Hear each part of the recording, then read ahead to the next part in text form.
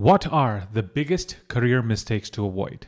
This was a question asked to me by somebody who's just starting their career. And if you are somebody like that, somebody just fresh out of college or perhaps, let's say, 1 or 2 years of experience, then this answers are going to be great for you. And in case you are someone who is got a couple of years of experience under the belt, don't worry. You can still take the things that I'm going to be sharing in this video and use it to make your own career better. My name is Arvind and I run Epic Career Labs, and this video has been brought to you by careerrisklevel.com. If you haven't gone there, you should go check it out and see what is your current career risk level at. All right, let's get to the question. The biggest career mistakes to avoid. You see, there are many times when we start working in our career and we pick up stuff from others as we go along, right? We look at what our seniors are doing. We're looking at what other people are doing in the company. We read up stuff on the internet. We listen to interviews.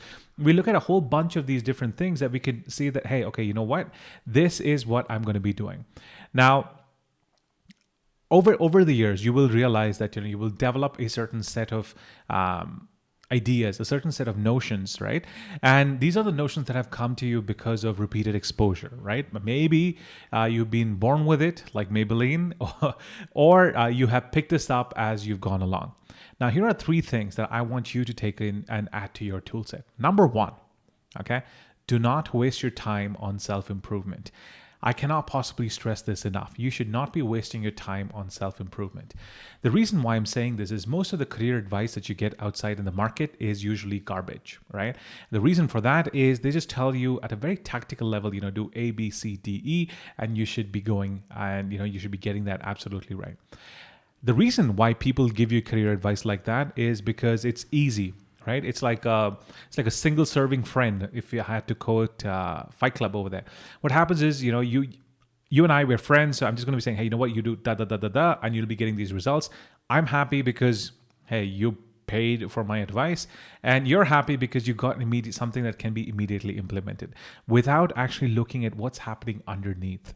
Right? So that's the number 1 thing. You don't want to be wasting your time on self-improvement. Instead, you need to understand what are the deeper changes that you need to make so that whatever improvement that you're doing, whatever the change that you're doing, whatever the upgrades that you're doing for yourself, they'll actually stick. Now, what I would obviously recommend is that you go check out the concept of epic transformations, right? You can go to Epic Career Labs and you can obviously find the content over there. It's absolutely free for you. And if you do check that out, you'll understand that you should not be wasting your time on improvement. Instead, you should be focusing on epic transformations. So that's number 1. Number 2 is don't become a specialist. I know this sounds very counterintuitive, but you need to understand that you don't want to pigeonhole yourself as a specialist. In the sense, most people, when you ask them, what do you do? They say, oh, I'm a marketer, or I'm a writer, or I'm a programmer, or I'm a cloud architect, right? All these are cool, okay? But the problem with them is these are also very, very temporary in the sense that consider the post of a social media manager, okay? That didn't exist 10, 15 years ago, perhaps? Well, not even that long, right? maybe 10, 12 years ago, whatever. The point is this. These kind of platforms, these kind of skills, these kind of jobs, they come in, they have their heyday, and then they'll get phased out. Of course, there are some jobs such as, let's say, writer, perhaps, right, which have been around for much, much longer, but even those positions are under threat. So when you are trying to specialize yourself, you do not want to specialize yourself according to a job role. You don't want to be a specialist like that. What you do want to do is to specialize in solving problems, right? So what you want to do is whenever somebody asks you, what do? You don't want to say, I'm in marketing, right?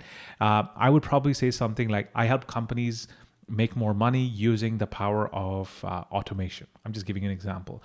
Or you can say that I help B2B companies communicate their brand better, right? So that could be something for a writer. You see, what happens is when you stop focusing on yourself, you stop this navel gazing and say that I'm a writer, I'm a developer and all that.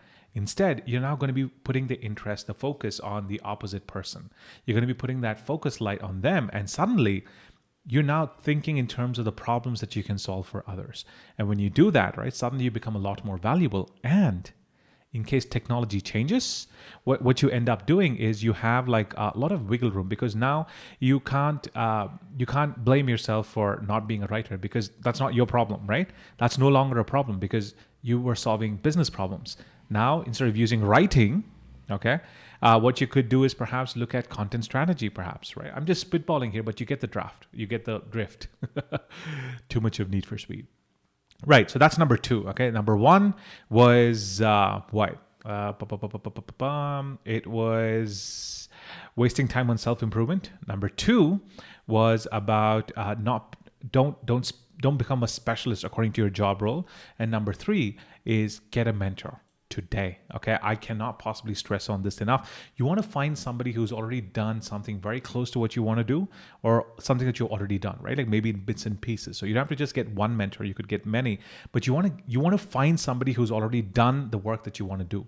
And in that case, what you're going to end up doing is you're going to ask them for help. Like, hey, Macha, I mean, if you can call your mentors Macha, nothing like it. But you really want to go out there and you want to say like, hey, listen, I need some help with this. Can you help me? Right? And these mentors, they already understand what's happening. They know how to fix these things. And you should be totally able to, benefit from their existing expertise. So there you have it, folks.